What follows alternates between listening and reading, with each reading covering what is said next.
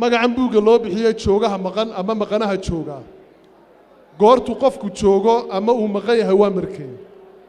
qofka joogaha maqan noqon karaya waxa weeyaan waa qofka sawirka iyo hilaadinta ummadeed bixin karaya qof baa kula jooga intuu kula joogayo xisaab baad kala hadlaysaa xisaabtaasi waa laba iyo xisaab uu isu geysanayo isagoo ku arkaya ayaa isagii maqan yahay marka wuxuu ku maqan yahay humuuminta ka weyn baa qofka saaran marka abwaanka waxay la tahay in ka badan intii kaga beeganayd nolosha bulshada inuu isaguna uu qayb ka ahaa waxaan ku gabagabanayaa walaashay Yaasmiin waa runteed fanka ololahayagii qayb weyn buu ka ahaa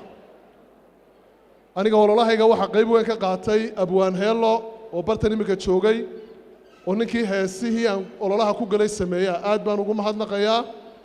waxa iyaduna qayb ka ahayd oo dalka Djibouti iga timid eedaday Aamina Faarax Wabar oo heeso badan iyaduna ay qaaday aad bay u mahadsan tahay waxa iyaduna qayb ka ahayd Sahraylays ma dafiri karayno oo goobihii murtida iyo madadaaladu way duunsan yihiin oo dawladnimadeena kolba hinba korays intii dambana waxaynu isku haysanaa waa beera iyo baloodho weeyaan in dan guud laga shaqeeyo marka laga yimaado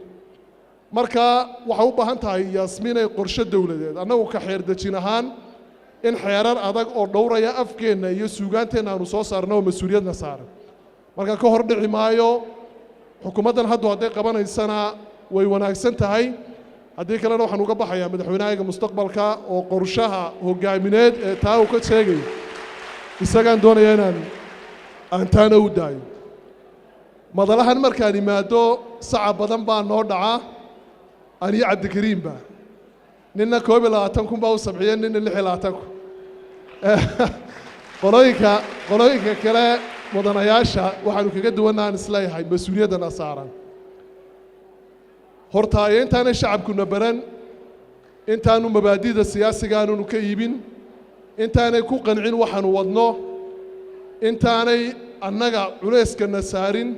intaanay codkooda noo hibaynin dad baan na soo eegay oo shaandhana soo mariyay oo arkay inaanu bulshada hor iman karayno waxaan jeclahay caawa bartan inaan ka xuso qof kaalintii aabbahay galay qof isbarbar istaagay qof ani Cabdikariim baanu ka sinay oo aragtideeda ku qancay qof dhalinyarada dhisa qof aaminay Soomaaliland cidda u maqan inay dhalinyarada